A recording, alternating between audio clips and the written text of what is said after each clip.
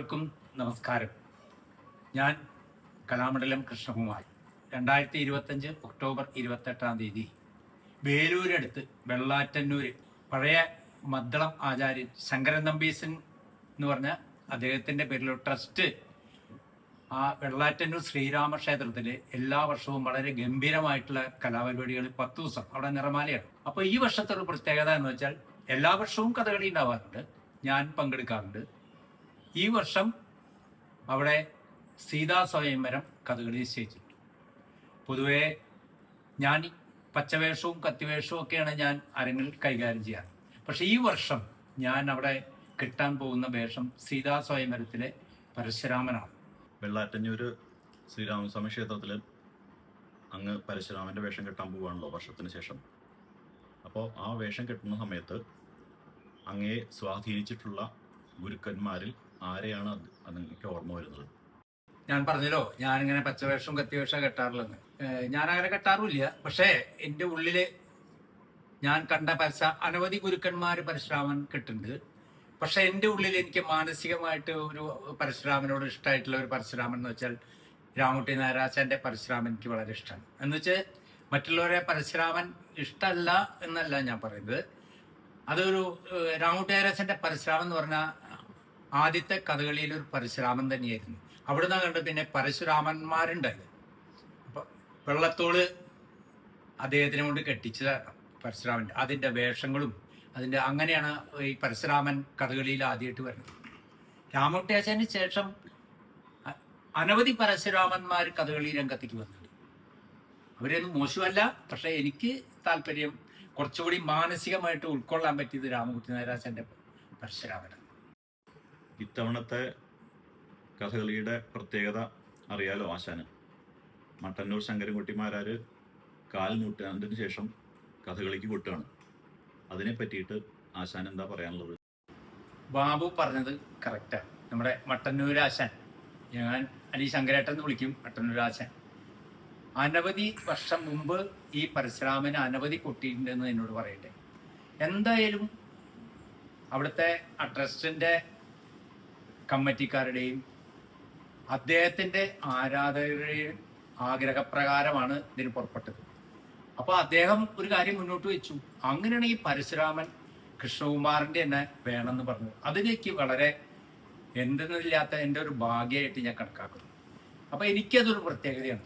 എനിക്കിപ്പോൾ ഒരു സംശയം എന്താണെന്നറിയും, ശങ്കരേട്ടൻ ഈ കളിക്ക് കൊട്ടിക്കഴിഞ്ഞാൽ ഇനിയൊരു കഥകളിക്കൊട്ടുകാരനായിട്ട് തിരിച്ച് വീണ്ടും ഒരു 25 വർഷത്തിന് ശേഷം ഇങ്ങോട്ട് വരുമോ എന്നും കൂടി ഞാൻ വിചാരിക്കുന്നുണ്ട്. കാരണം ഇപ്പോൾ തായമ്പകി മേളമായിട്ടാണ് അദ്ദേഹം നടക്കുന്നത്. എനിക്ക് ശ്രീരാമൻ്റെ അനുഗ്രഹം കൊണ്ട്, ശ്രീരാമദേവന്റെ അനുഗ്രഹം കൊണ്ട് അദ്ദേഹം വീണ്ടും പഴയ കാലം ഓർമ്മ വെച്ചുകൊണ്ട് തിരിച്ച് കഥകളിക്കൊട്ടിലേക്ക് വന്നേക്കാം എന്നൊരു വിശ്വാസം എനിക്കുണ്ട്.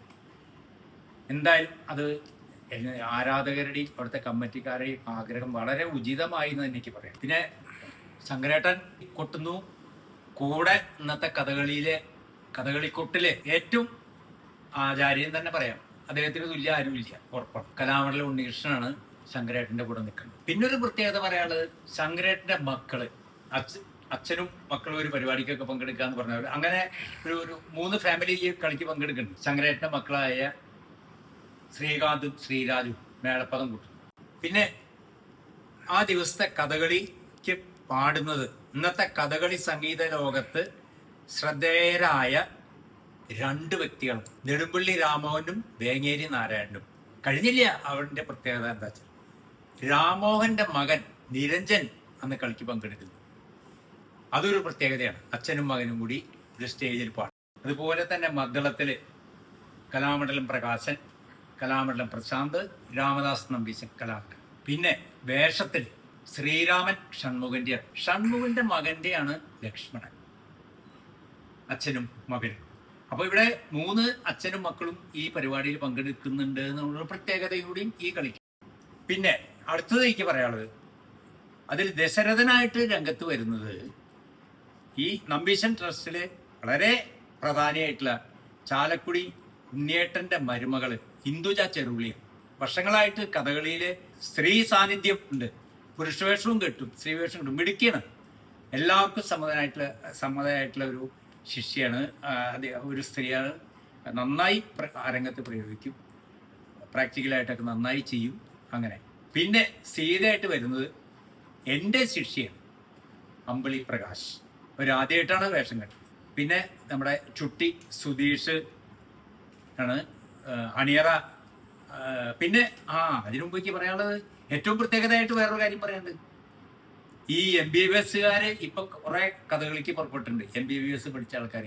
അങ്ങനെ വരുമ്പോൾ മെഡിക്കൽ കോളേജിലെ സർജറി ഡിപ്പാർട്ട്മെന്റിൽ HOD ആയിട്ടുള്ള ശ്രീകുമാരൻ ഡോക്ടറുടെ മകള് ഒരു 5 വയസ്സിൽ എന്നെ ഏൽപ്പിച്ചതാ കഥകളി പഠിപ്പിക്കാനായിട്ട്. ഇപ്പോൾ വളരെ ഫേസ്ബുക്കിലൊക്കെ നിറഞ്ഞു നിൽക്കുന്ന ഡോക്ടർ ഗായത്രി, അവരുടെ പുറപ്പാടും അന്ന് അവിടെ ഉണ്ട്. ഈ രോഗികളെ നോക്കുന്നതിൻ്റെ ഇടയ്ക്ക് വന്നിട്ട് ഈ കഥകളി ക്ലാസ് കഴിഞ്ഞിട്ട് ഈ വേഷം കെട്ടാൻ പോകുന്നത് ഇതൊക്കെ ആ കഥകളിയോടുള്ള താല്പര്യം കൊണ്ടാണ്. കൂടെ കെട്ടുന്നത്, പുറപ്പാട് കെട്ടുന്നത് യദുകൃഷ്ണനാണ്, ഷൺമുഖിൻ്റെ മകനാണ്. പിന്നെ അണിയറയിലേക്ക് മനീഷാണ്, അണിയറ ചമയം അതിൻ്റെയൊക്കെ ആയിട്ട്.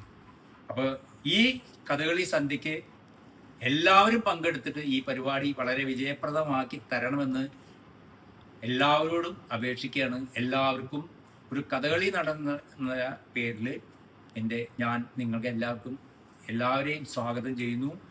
ഒക്ടോബർ 28 വെള്ളാറ്റന്നൂർ ശ്രീരാമക്ഷേത്രത്തിൽ 7 മണിക്ക് എല്ലാവരും എത്തിയിരിക്കും. നന്ദി, നമസ്കാരം.